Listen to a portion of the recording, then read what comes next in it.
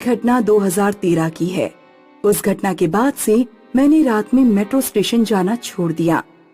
मेरे कॉलेज का first year था। वैसे तो मैं शाम तक कॉलेज से लौट आती थी, लेकिन उस दिन कॉलेज का फेस्ट था जो अंधेरा होने तक चला। फेस्ट से लौटने के बाद मैं कुछ देर अपनी फ्रेंड सुमिधा के घर रुकी रही। सुमिधा, अब मुझे चलना चाहिए, कहीं ऐसा ना हो कि लास्ट मेट्रो भी छूट जाए। हाँ ठीक है, जाओ। 2 दिन तक मैं कॉलेज नहीं आऊंगी। आज डांस करके ना बहुत थक गई हूँ। मैं भी नहीं आने वाली। मेरी फ्रेंड के घर से नियरेस्ट मेट्रो स्टेशन त्रिलोकपुरी था। ये underground metro station pink line पर है और उस टाइम ये नया नया ही शुरू हुआ था। मैं जब प्लेटफॉर्म पर पहुंची तो सिर्फ लास्ट मेट्रो आना बाकी थी और मेट्रो स्टेशन पर कोई भी नहीं दिख रहा था। मैं प्लेटफॉर्म के किनारे खड़ी होकर फेसबुक पर फेस्ट की फोटोज देखने लगी। तभी मुझे अपनी परछाई के बराबर एक परछाई दिखाई दी। मैंने दाएं बाएं देखा तो आसपास कोई भी नहीं था। एक तेज हवा का झोंका आया। मुझे लगा कि मैं कहीं प्लेटफॉर्म पर ना गिर जाऊं, इसलिए मैं पीछे हटकर खड़ी हो गई। मुझे अपनी आंखों पर विश्वास नहीं हो रहा था। क्या सच में मेरे बराबर में कोई परछाई खड़ी थी? तभी मेट्रो में मनहूस अनाउंसमेंट हुआ कि मेट्रो सेवा में थोड़ा विलंब होगा, असुविधा के लिए खेद है। अब ये मेट्रो को भी अभी ही खराब होना था। तभी मैंने कुछ ऐसा देखा कि मेरा सिर चकरा गया। एस्केलेटर से बिना सिर का एक आदमी उतर रहा था। उसका सिर उसके हाथ में था। जैसे ही वो प्लेटफॉर्म पर उतरा, मैं दूसरी तरफ भागी और लिफ्ट में घुस गई, लेकिन लिफ्ट का दरवाजा बंद नहीं हो रहा था। अचानक वो बिना सिर का आदमी लिफ्ट के सामने कुछ दूरी पर खड़ा हो गया। उसने हाथों से सिर अपनी गर्दन पर रख लिया और फिर वो लिफ्ट की तरफ बढ़ने लगा। हेल्प मी, कोई है यहाँ पर? Help me please. इससे पहले कि वो आदमी लिफ्ट के अंदर आ पाता, थैंक गॉड कि लिफ्ट बंद हो गई। लिफ्ट ऊपर गई, लेकिन लिफ्ट के दरवाजे ने फिर मुसीबत में डाल दिया। अब ऊपर वाले फ्लोर पर दरवाजा खुल ही नहीं रहा था। लिफ्ट मुझे फिर से नीचे प्लेटफॉर्म पर ले जाने लगी। मैंने सुमिधा को कॉल किया, लेकिन वो फोन नहीं उठा रही थी। सुमिधा यार, फोन उठा ले। आखिरकार लिफ्ट नीचे आकर खुल गई। सामने वो आदमी नहीं था। मैंने दाएं बाएं देखा, वो कहीं नहीं था। मेट्रो में फिर अनाउंसमेंट हुआ कि मेट्रो 5 मिनट में आने वाली है। मैं डरते डरते लिफ्ट से बाहर निकली। जिंदगी में पहले कभी मेरे साथ ऐसा कुछ भी नहीं हुआ था। मेरी पूरी बॉडी पसीने से भीग रही थी। दूसरी तरफ के प्लेटफॉर्म पर मुझे एक सफाई वाला झाड़ू लगाते हुए दिखा। तब मेरी कुछ हिम्मत बंधी। मैं जानबूझकर काफी दूर चलकर गई और जिधर वो सफाई वाला झाड़ू लगा रहा था, उसके सामने ही बेंच पर बैठ गई। दूसरे प्लेटफॉर्म पर मेट्रो आई। मेट्रो में लोग दिखे तो मेरा डर और भी कम हुआ। जब मेट्रो चली गई तो वो आदमी जो झाड़ू लगा रहा था गायब हो चुका था। एक बार फिर से मैंने पूरे प्लेटफॉर्म पर खुद को अकेला पाया। तभी सुमिधा का फोन आ गया। हेलो सुमिधा, यार यहाँ मेट्रो पर पता नहीं क्या हो रहा है।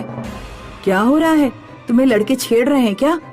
नहीं, लड़की नहीं छेड़ रहे, लेकिन कुछ अजीब चीजें हो रही हैं। मैं सुमिधा को सब कुछ बता ही रही थी कि मुझे ट्रेन की पटरियों पर वही आदमी चलता दिखाई दिया जिसे मैंने अभी कुछ देर पहले दूसरी तरफ के प्लेटफॉर्म पर झाड़ू लगाते देखा था। तभी मेट्रो का हॉर्न सुनाई दिया। मैंने उस आदमी को आवाज दी, हे, पटरियों से हट जाओ, ट्रेन आ रही है। लेकिन उसने मेरी आवाज नहीं सुनी। दूसरी तरफ से प्लेटफॉर्म पर मेट्रो आ गई और वो आदमी कुचल गया। उसके खून के छींटे मेरे चेहरे तक आए। मैं सीढ़ियों से ऊपर मेट्रो स्टेशन के बाहर भागना चाहती थी, लेकिन तब तक मेरे प्लेटफॉर्म पर मेट्रो आ गई और मैं मेट्रो में चढ़ गई।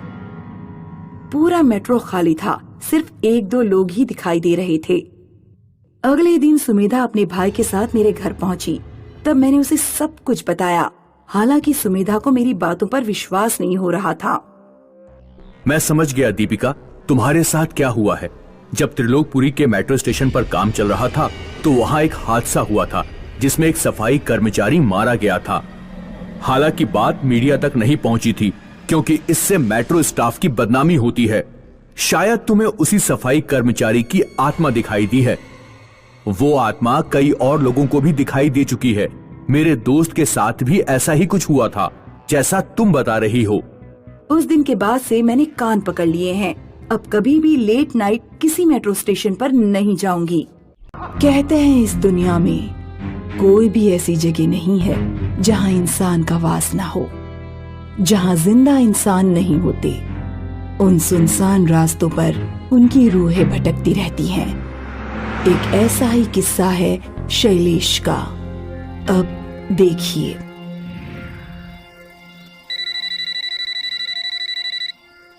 हाँ हेलो सीमा। नहीं, अभी ऑफिस का इवेंट खत्म हुआ है। ये लोग भी ना इतनी दूर इवेंट रखते हैं यार, कैब भी नहीं ले सकता, ऐप नहीं चल रहा है। खैर, यहाँ इस सड़क पर रुका हूँ, शायद कुछ मिल जाए। कैसी सुनसान जगह है ये, कुछ आ भी नहीं रहा इस तरफ। ये कमबख्त ऑटो वाले भी ना। सर सर प्लीज रुकिए सर,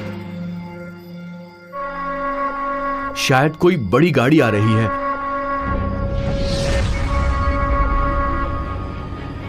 वाह, बस है ये तो। अरे अरे रुको रुको रुको रुको, मार डालोगे क्या?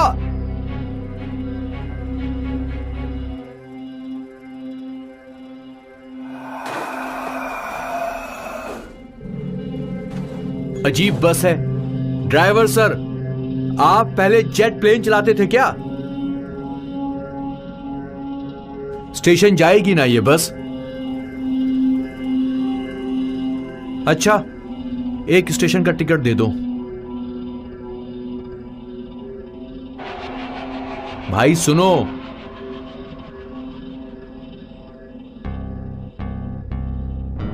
ड्राइवर भाई जरा संभाल कर, घर जाना है, चांद पर नहीं जाना।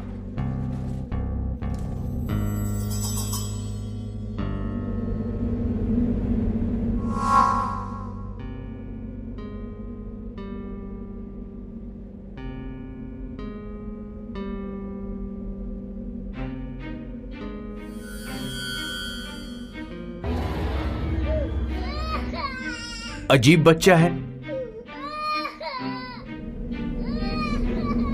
इन जंगल के रास्तों पर ठंड बहुत होती है।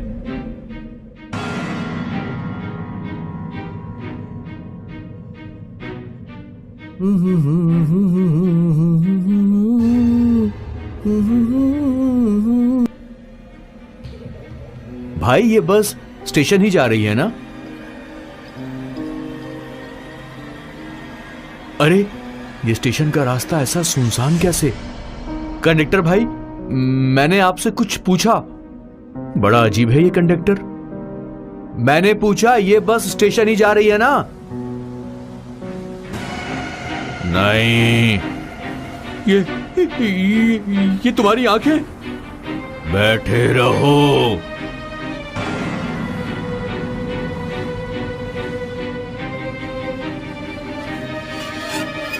नहीं नहीं नहीं, ये सब क्या है? ये सब क्या है? नहीं,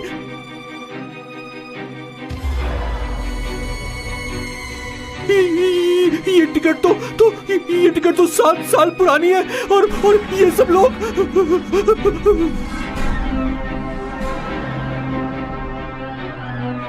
ये तो यही बस है। और ये पेपर 11 जून 2013। नहीं, मैं यहाँ नहीं रुक सकता। ड्राइवर बस रोको बस रोको।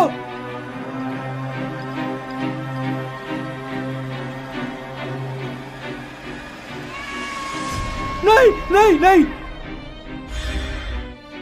ये क्या? ये तो वही खाई है। बस खाई की तरफ जा रही है। ये बस खाई की तरफ जा रही है। ये बस अपना एक्सीडेंट दोहराने जा रही है। नहीं,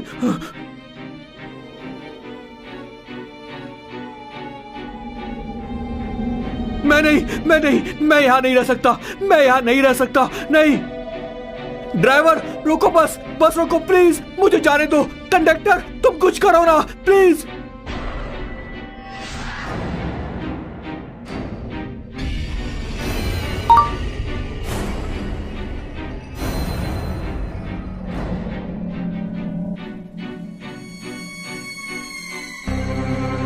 नहीं, ये क्या है? नहीं, छोड़ दो मुझे, प्लीज छोड़ दो।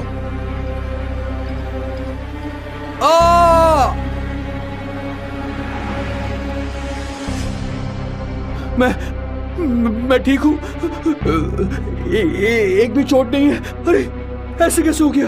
अरे ऐसे कैसे?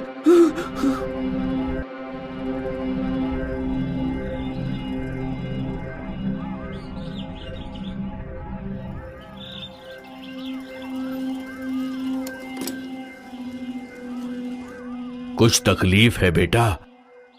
यहाँ क्या कर रहे हो? काका, काका, मैं उस बस में। हाँ, तो तुम उस बस में थे। आपको पता है उस बस के बारे में? मैं सब कुछ जानता हूं। तुम खुशकिस्मत हो बेटा। वो बस नहीं, मौत की बस है।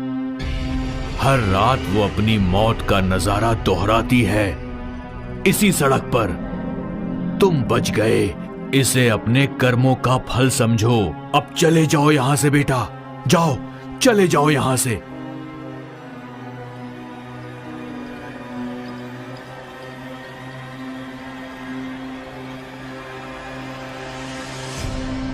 शैलेश तो उस रात बच गया, पर पता नहीं इस मौत की बस ने कितनों का शिकार किया है। अपनी दर्दनाक मौत का नजारा ये बस पता नहीं यूं ही दोहराती रहेगी।